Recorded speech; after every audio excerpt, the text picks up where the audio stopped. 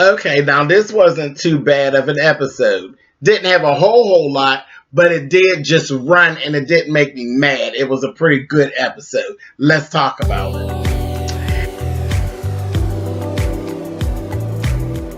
And I'm like, come on through, Cookie. I want to put my soapbox. That's basically it. Let's talk about drag and all its forms.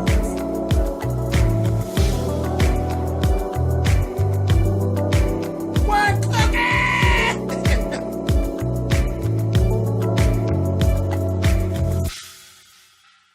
Hey guys, thanks so much for clicking on the video. This is If Loving You Is Wrong, and it's actually episode 4. Now, like I said, this wasn't a bad episode. It actually kind of ran, and it was comfortable, and the scenes were too long. It was kind of cool. But not a whole lot happened, but it just was smooth. It was the writing was a little smoother. It wasn't so outlandish and so outrageous. So we start right off where we left off. Natalie standing outside of Alex's house and kind of seeing through the door her hugging Lucien, and she went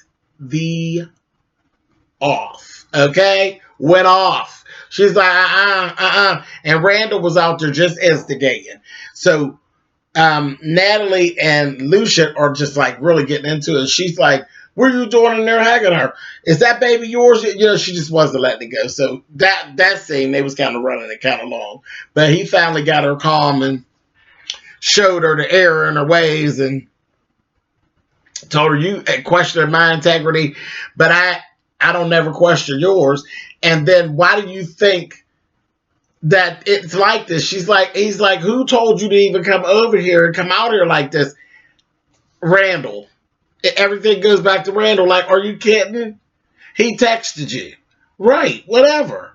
Just a mess. So he finally got her calmed down and all that. They go into the house, and they had made the decision that he was going to talk to Justice in the morning. And I had to laugh because Lucien was like, I ain't trying to hear that mess you talking about with Justice. It's fine. Honey, that Natalie was like, I ain't going to sleep with cut him up cutting hair, honey. Ain't no way. I'm going to sit right on up all night. You go on and go to sleep.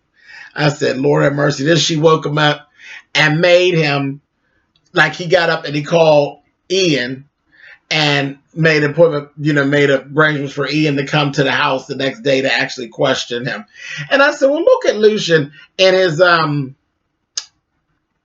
little long, like he had the long jaws on. I was like, we always see him in his cop gear. Like he's always in uniform. And then also remember he was the preacher. He played the preacher on Star. He was a pastor or something on Star. Was that Star? I think it was Star. Star or Empire. One of those. No, it was Empire. I think it was Empire. He played a pastor. I think it was Empire. Yeah, I think that was Empire. He played the pastor. But he was over there and he was all, in the other garb. But I looked at him. He had on these navy blue, like long jaws. It was long sleeve. I said, well, don't he look cute in this little stuff? He looked like a little kid. Like it wasn't like a sexy thing, because I think he's very attractive. The actor that plays Lucien. He's a very attractive guy. But it wasn't like a sexual thing. But he just looked like a big grown-up kid in this cute little two-piece little.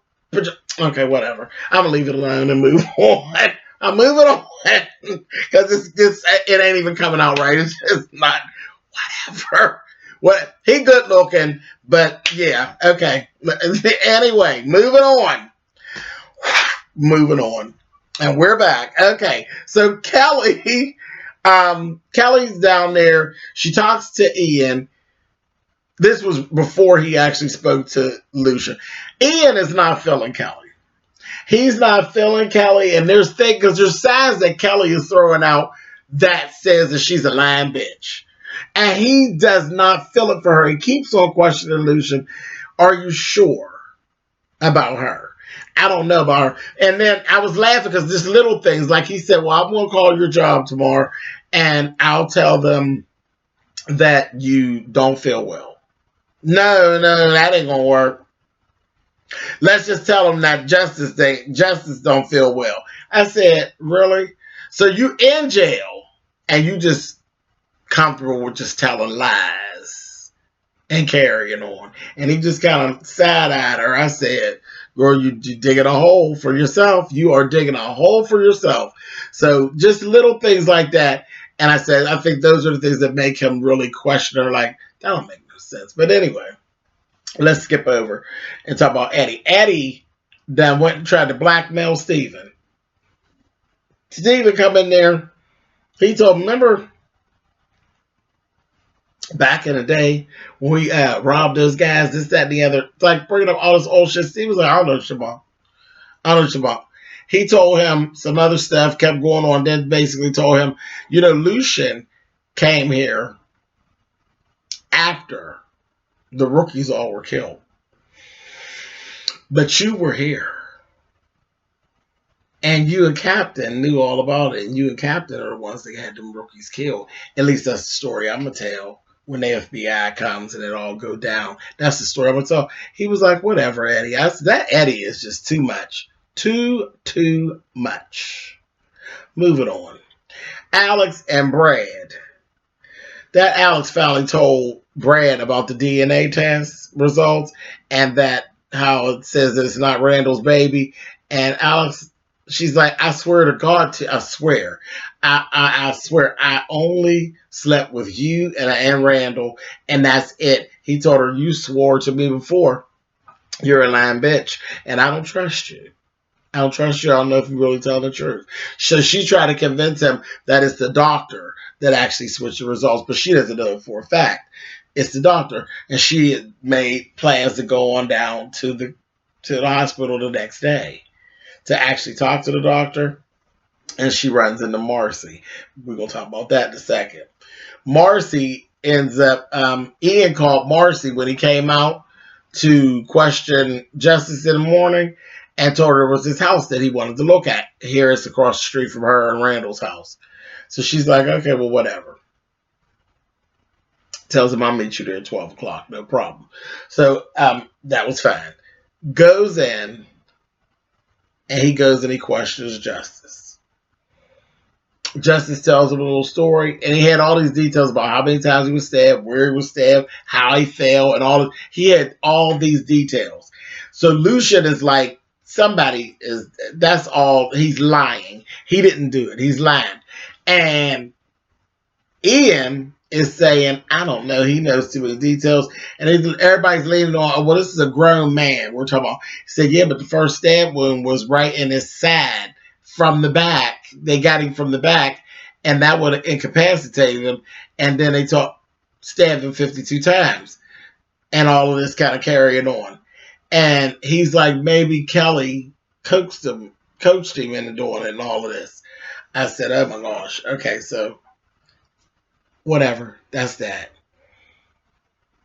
So they go out, they talk. That was it. Ian still side-eyeing Kelly and old boy. Ian goes down, tells Kelly, I got you bail set. It's $50,000.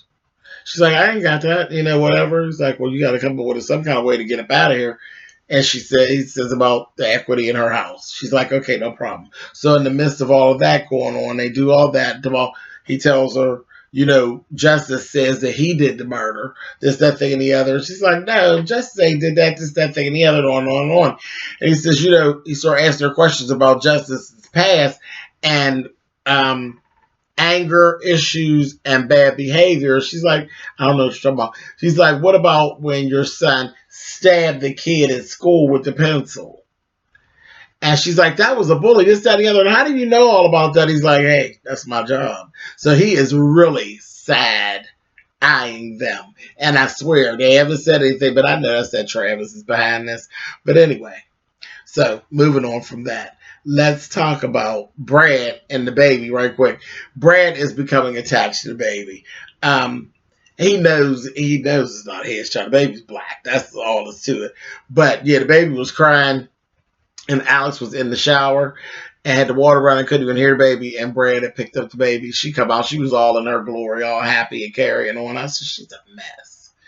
But anyway, she goes down to the doctor to talk to the doctor. Marcy had a doctor's appointment too, so the two of them run into each other.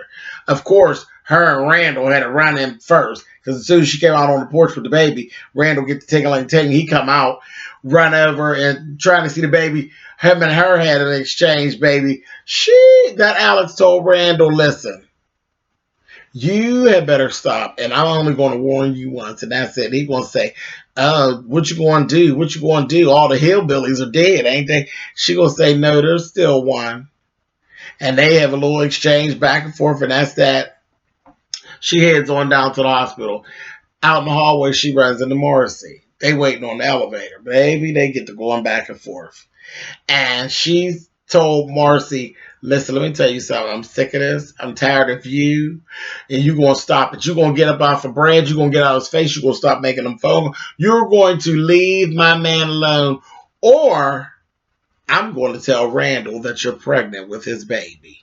And she'll say, this is not Randall's baby. This is Brad's baby. She said, no, it's not baby, because I can count. And I keep a calendar. And I know that's not his baby. She said, oh, so you are so good with your calendar and you're counting on my coochie, but you couldn't count your own. You couldn't get it together for yourself. She said, look at you, bitch. I said, oh, no, she didn't. Trying to be something. I said, oh, she just antagonized her. She told her, listen, let me tell you something. I will continue doing whatever I want to do, and you better shut up. Because if you make me mad, honey, I will take Brad. I'll get on Brad so hard, honey, and I'll take him right up off of you.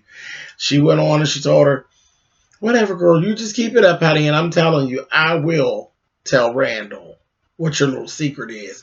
And as she's saying that, the doors to the elevator is actually opening up, and he's coming out of the elevator. He done followed her to the hospital and tell me, what secret? What you going to tell me? And what are you doing here? I said, oh, and that's where it ended up at. And that Alex was looking like old Cheshire Cat at him, like she had just ate a bird. I said, anyway, so yeah, this episode was better. Yeah, it was better. It was easier to watch. It wasn't all over the place and all ridiculous. So that's it. And I will talk to you guys next week. All right. Later.